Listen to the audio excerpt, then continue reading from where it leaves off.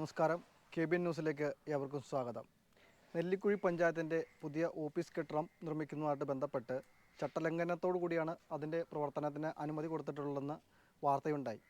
അപ്പോൾ അതുമായിട്ട് ബന്ധപ്പെട്ട് മുൻ കോൺഗ്രസിൻ്റെ അംഗമായിട്ടുള്ള ശ്രീ അലി പടിഞ്ഞാറേച്ചേരി നമ്മളോടൊപ്പം ഉണ്ട്. അദ്ദേഹത്തോട് നമുക്ക് ചോദിക്കാം. 15,000 സ്ക്വയർ ഫീറ്റിൽ 4,80,70,000 രൂപ മുടക്കിയാണല്ലോ നമ്മുടെ ഈ പുതിയ കെട്ടിടത്തിൻ്റെ നിർമ്മാണം നടക്കുന്നത്. അപ്പോൾ ഇതിൽ ചട്ടലംഘനം ഉണ്ടായി എന്ന് പറയാൻ എന്താണ് കണ്ടെത്തിയ ഒരു കാരണം? എന്താണ് ഇത് കടയിൽ തെളിവുകളുള്ളത്?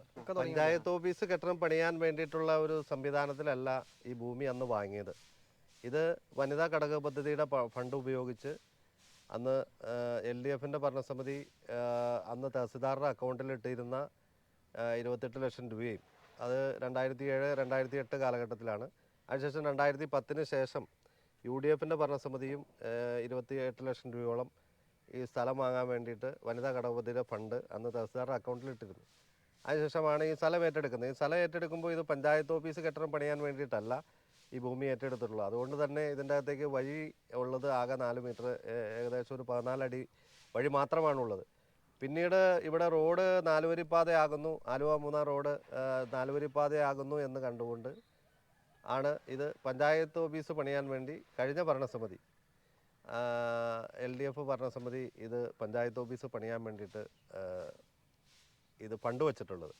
ഈ ഫണ്ട് വയ്ക്കുമ്പോൾ 15,000 സ്ക്വയർ ഫീറ്റ്, ഏതാണ്ട് 1,500 സ്ക്വയർ മീറ്റർ കെട്ടിടമാണ് ഇവർ പണിയാൻ വേണ്ടിയിട്ട് ഉദ്ദേശിക്കുന്നത്. അതിൻ്റെ ഉദ്ഘാടനമെല്ലാം ഈ പഞ്ചായത്ത് ഇലക്ഷന് മുമ്പ് തന്നെ രാജീവ് മന്ത്രി വന്ന് ഉദ്ഘാടനം നടന്നു പോയിട്ടുള്ളതാണ്. അന്നേ ഈ കാര്യത്തിൽ ഈ 14 അടി തുച്ഛമായ ഈ വഴിയിലൂടെ ഇത്രയും വലിയൊരു കെട്ടിടം ഫയറിൻ്റെ NOC ഇല്ലാതെ, അതുപോലെ തന്നെ ടൗൺ പ്ലാനിങ്ങിൻ്റെ NOC, ഈ 2 NOCയും ലഭിക്കണമെങ്കിൽ ഈ റോഡിന് 5 അല്ലെങ്കിൽ 6 മീറ്റർ വീതി വേണം. അത് ഈ റോഡിനില്ല.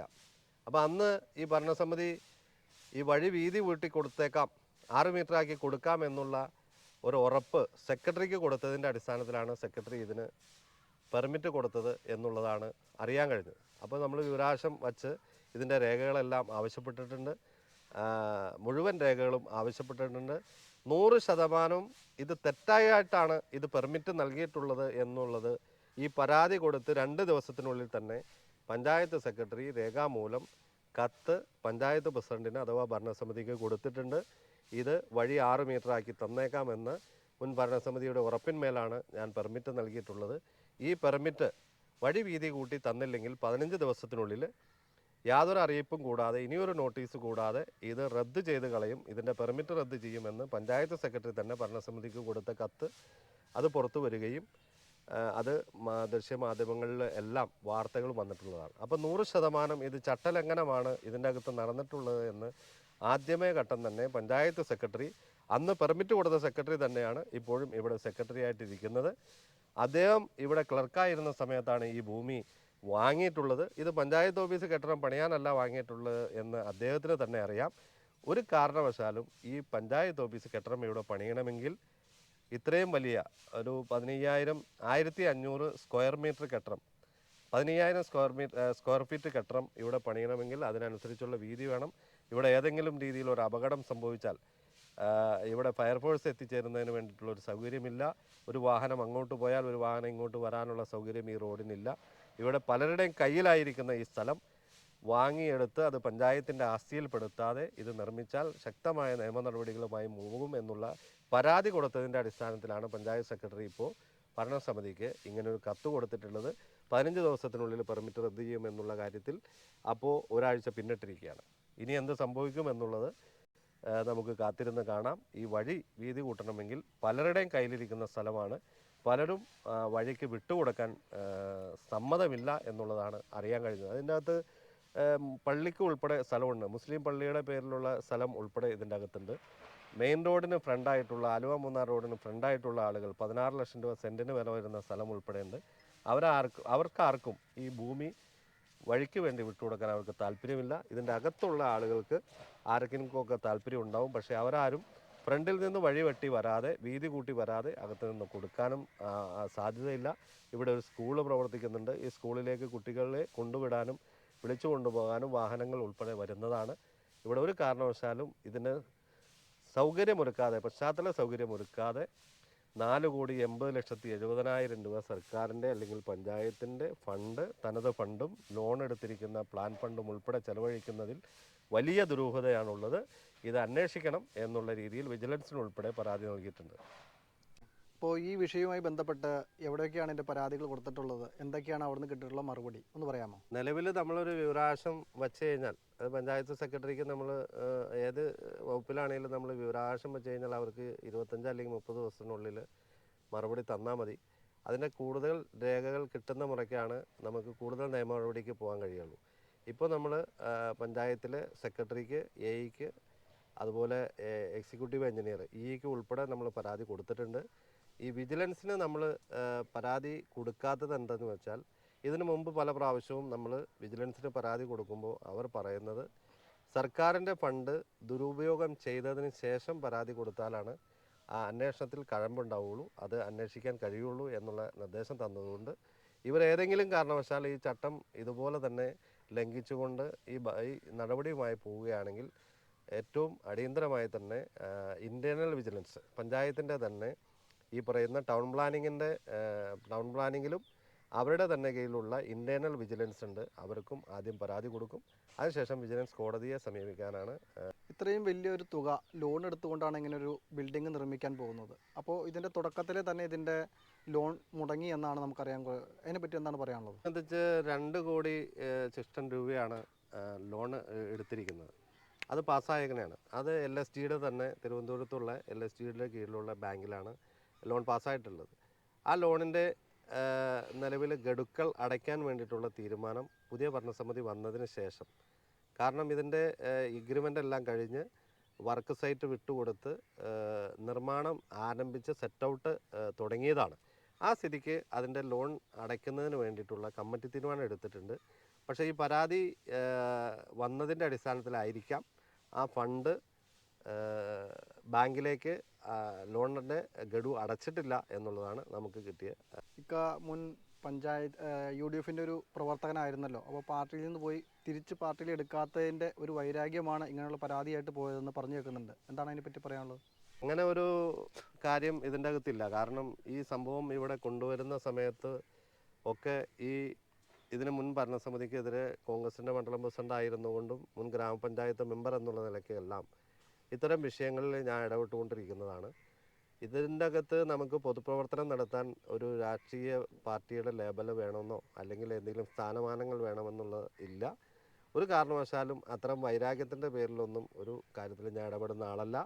ഇത് 100% ഈ പദ്ധതി കൊണ്ടുവന്ന് രാജീവ് ഉദ്ഘാടനം ചെയ്ത സമയത്ത് തന്നെ ആരോപണം ഉന്നയിച്ച് അന്ന് വലിയ രീതിയിൽ സോഷ്യൽ മീഡിയയിലും വാർത്താമാധ്യമങ്ങളിലെല്ലാം ഇത് തട്ടിപ്പാണ്, ഇതിൻ്റെ അകത്ത് ഇത്രയും കോടി രൂപ മുടക്കി ഒന്ന് പണിയാൻ വേണ്ടിയിട്ടല്ല, ഇത് ഇലക്ഷന് മുന്നോടിയായിട്ടുള്ള ഒരു തട്ടിപ്പാണ്, ഒരു രൂപ പോലും ഒരു അങ്കണവാടി പണിയാൻ പോലും പൈസ ഇല്ലാതെ നിരവധിയായിട്ടുള്ള കോൺട്രാക്ടർമാർക്ക് പ്ലാൻ ഫണ്ടും ഓൺ ഫണ്ടും കോടിക്കണക്കിന് രൂപ, ലക്ഷക്കണക്കിന് രൂപ ഓരോ കോൺട്രാക്ടർക്കുമായി കോടികളുടെ മേലെ കൊടുക്കാനുള്ളപ്പോഴാണ് ഈ പദ്ധതിക്ക് മുൻ ഭരണസമിതി അംഗീകാരം വാങ്ങിയിട്ടുള്ളത്. അങ്ങനെ വാങ്ങിയെടുക്കുമ്പോൾ ഒരു അംഗൻവാടി പണിയാൻ പോലുമുള്ള പൈസ പഞ്ചായത്തിലില്ല. 2 കോടി ചില്ലറ രൂപ ലോണും അതുപോലെ 2 കോടി രൂപ ഇവിടെ വരുന്ന വരുമാനത്തിൽ നിന്നും എന്ന് പറഞ്ഞാൽ ഓൺ ഫണ്ടിൽ നിന്നും വച്ചിട്ടാണ് ഈ പദ്ധതിക്ക് അവർ അംഗീകാരം വാങ്ങിയിട്ടുള്ളത്. ഈ DPCയെ തെറ്റിദ്ധരിപ്പിച്ചുകൊണ്ടും അതുപോലെ ബാങ്കിനെ തെറ്റിദ്ധരിപ്പിച്ചുകൊണ്ടുമാണ് ഈ ലോൺ പാസ്സാക്കിയിട്ടുള്ളത്. ഇവിടെ നമ്മുടെ ലൈഫ് ഭവന പദ്ധതിക്ക് ഉൾപ്പെടെ കോടിക്കണക്കിന് രൂപ ലോൺ എടുത്തിട്ടുണ്ട്. ആ ലോണിന് പുറമെയാണ് ഈ ഇല്ലാത്ത പൈസ ഉപയോഗിച്ച്. ഇനിയിപ്പോൾ റോഡ് 4 വരിപ്പാത വരുമെന്നാണ് ഇവർ പറയുന്നതെങ്കിൽ ഈ 4 വരിപ്പാത ഇതിനു മുമ്പ് തങ്ങളം കാക്കനാട് 4 വരിപ്പാത പ്രഖ്യാപിച്ചിട്ട് 15 കൊല്ലമായി. ഈ റോഡിന് ഇതുവരെ ഈ ബഡ്ജറ്റിൽ പോലും പൈസ മാറ്റി വെച്ചിട്ടില്ല. പിന്നെ ഈ റോഡ് വീതി കൂടി പഞ്ചായത്ത് നഷ്ടപ്പെടും എന്ന് പറഞ്ഞ് ഇത്രയും പൈസ ചിലവഴിച്ചുകൊണ്ട് ഓരോ മെമ്പർമാർക്കും പ്ലാൻ ഫണ്ട് കിട്ടിയിരിക്കുന്നത് 3.5 ലക്ഷം രൂപ വീതമാണ് ഈ പുതിയ ഭരണസമിതി വന്നതിന് ശേഷം. അതിൻ്റെ കാരണം എന്താണ്? 8 ലക്ഷം രൂപയും 10 ലക്ഷം രൂപയും പ്ലാൻ ഫണ്ട് കിട്ടിക്കൊണ്ടിരുന്ന നെല്ലിക്കുഴി പഞ്ചായത്തിൽ ഈ പുതിയ ഭരണസമിതി വന്നതിന് ശേഷം 3.5 ലക്ഷം രൂപയാണ് ഒരു മെമ്പർക്ക് ഒരു വിഹിതമായി കിട്ടിയിരിക്കുന്നത്. ഈ പഞ്ചായത്ത് ഭരിക്കുന്നത് UDF ആണല്ലോ. അപ്പോൾ ഇതുമായി ബന്ധപ്പെട്ട ഒരു യോഗം വിളിച്ചതിൽ നിന്നും UDFൻ്റെ മെമ്പർമാർ വിട്ടുനിന്നു. അപ്പോൾ ഈ പ്രവർത്തനവുമായി ഇനിയും UDF മുന്നോട്ട് പോകുമെന്ന് വിചാരിക്കുന്നുണ്ടോ? ഇതിൻ്റെ അകത്ത് പഞ്ചായത്ത് മെമ്പർമാർ വിട്ടുനിന്നു എന്ന് പറഞ്ഞാൽ ഈ കോൺഗ്രസിൻ്റെ മണ്ഡലം പ്രസിഡന്റ് ആയിരിക്കുന്ന സമയത്ത് തന്നെ ഈ ഭരണത്തിലേറിയ ഉടനെ തന്നെ പഞ്ചായത്ത് ഓഫീസ് നിർമ്മാണവുമായി ബന്ധപ്പെട്ട് ഇതിൻ്റെ അകത്ത് വൈസ് പ്രസിഡന്റ് ഉൾപ്പെടെ പ്രസിഡന്റ് ഉൾപ്പെടെയുള്ള ആളുകൾ ഇതിന് മുന്നോട്ട് പോയപ്പോൾ അന്ന് തന്നെ പാർലമെൻ്ററി യോഗത്തിൽ ഈ കെട്ടിടം പണിയണമെങ്കിൽ റോഡ് വീതി കൂട്ടണം, മാത്രമല്ല ഈ കെട്ടിടം പണിയാൻ ഇത്രയധികം പൈസ ഇതിൻ്റെ അകത്തേക്ക് മാറ്റിവെച്ച് കഴിയുമ്പോൾ നിങ്ങളുടെ വാർഡുകളിലൊന്നും ഒരു വികസനം നടത്താൻ കഴിയില്ല. 10 വർഷത്തിന് ശേഷം കിട്ടിയ ഒരു ഭരണമാണ്, ഒരു വികസന പ്രവർത്തനവും നടത്താൻ കഴിയില്ല എന്ന് അന്ന് മെമ്പർമാരെ ബോധവൽക്കരിച്ചെങ്കിലും ഇവിടെ വലിയ ഒരു ഗൂഢസംഘത്തിൻ്റെ അല്ലെങ്കിൽ മുൻ ഭരണസമിതിയുടെ ആളുകൾ ഇതിൻ്റെ അകത്തേക്ക് ഇവരോട് പറഞ്ഞു കൊടുത്തിരിക്കുന്ന വിവരപ്രകാരവും ഇതിൻ്റെ അകത്ത് ഈ പറയുന്ന ഇത്രയും കോടിക്കണക്കിന് രൂപയുടെ ഒരു പരിപാടി ഇവിടെ സ്റ്റാർട്ട് ചെയ്താൽ അല്ലെങ്കിൽ ഇത് പൂർത്തീകരിച്ചാൽ അതിൻ്റെ അകത്ത് നിന്ന് കിട്ടുന്ന ഏതെങ്കിലും നക്കാപ്പിച്ച ഈ പറയുന്ന കമ്മീഷൻ അടിസ്ഥാനത്തിലാണോ അത് ആഗ്രഹിച്ച ഭരണസമിതിയിൽപ്പെട്ട ആരെങ്കിലുമാണോ ഇതിൻ്റെ അകത്ത് ഈ മുന്നിട്ടിറങ്ങിയേക്കണേ എന്നുള്ളത് അറിയില്ല. മെമ്പർമാർക്ക് കുറേ ആളുകൾക്ക് ബോധ്യപ്പെട്ടിട്ടുണ്ട് അവരുടെ വാർഡുകൾ വികസനം നടത്താൻ പറ്റുന്നില്ല, ആളുകൾ ചോദിക്കുന്ന ഒരു കാര്യവും നടത്തി കൊടുക്കാൻ പറ്റാത്ത രീതിയിൽ ഫണ്ടിൻ്റെ അപര്യാപ്തത ഇവിടെ ഉണ്ട്. അത് ഇത്രയധികം ഫണ്ട് ഒറ്റയടിക്ക് മാറുന്നത് കൊണ്ടാണ് എന്നുള്ളത് ബോധമുണ്ട്. അതുകൊണ്ട് തന്നെയാണ് പലരും ഇതിൻ്റെ അകത്ത് വിട്ടു നിൽക്കുന്നത്. പാർലമെൻ്ററി യോഗത്തിൽ 7ഓളം മെമ്പർമാർ പങ്കെടുത്തില്ല. കഴിഞ്ഞ ദിവസം ഇതിനു വേണ്ടി കൂടിയ അടിയന്തര യോഗത്തിൽ 5ഓളം UDFൻ്റെ മെമ്പർമാർ, ചെറുവട്ടൂർ പ്രദേശത്തു നിന്നുള്ള മെമ്പർമാർ ഈ യോഗത്തിൽ പഞ്ചായത്ത് അടിയന്തര യോഗത്തിൽ പങ്കെടുത്തിട്ടില്ല. ഇവർ കൃത്യമായി ഇവർക്ക് ബോധ്യമുണ്ട് ഈ പഞ്ചായത്ത് ഓഫീസ് ഇത്രയും കോടിക്കണക്കിന് രൂപ മുടക്കി പണിയുമ്പോൾ ഇതിൻ്റെ അകത്തുള്ള ഫണ്ടിൻ്റെ ആ ഒരു അപര്യാപ്തത അവർ മനസ്സിലാക്കിയിട്ടാണ് അത് വിട്ടു നിൽക്കുന്നത് എന്നുള്ളതാണ് എനിക്ക് ബോധ്യമായ കാര്യം. ഇത്രയും വലിയ തുക മുടക്കി ഇത്രയും വലിയൊരു കെട്ടിടം ഇവിടെ നിർമ്മിക്കാൻ തുടങ്ങുന്നതിന് മുമ്പ് തന്നെ പരാതികളും വിവാദങ്ങളുമായി. ഇനി ഇതുമായിട്ട് മുന്നോട്ട് പോകുന്ന ഈ പഞ്ചായത്ത് ഭരണസമിതി 100% ഇത് റദ്ദ് ചെയ്ത് ഒരു മാതൃക കാണിക്കണം ഇവിടുത്തെ UDF ഭരണസമിതി എന്നാണ് ഞങ്ങൾക്ക് ആവശ്യപ്പെടാനുള്ളത്. അല്ലെങ്കിൽ ഒരു പക്ഷേ ഇവിടുത്തെ ജനകീയമായ ഒരു പ്രക്ഷോഭം ഈ ചട്ടലംഘനത്തിനെതിരെ വരും. അതിനു മുൻപേ ഇത് റദ്ദ് ചെയ്യണമെന്നാണ് ഞങ്ങളുടെ ആവശ്യം. ഈ വാർത്ത ഞങ്ങൾ ഇവിടെ അധികാരികൾക്ക് മുമ്പിൽ സമർപ്പിക്കുന്നു. ക്യാമറമാൻ മധു ചേർത്തലയ്ക്കൊപ്പം രതീഷ് കോട്ടപ്പടി.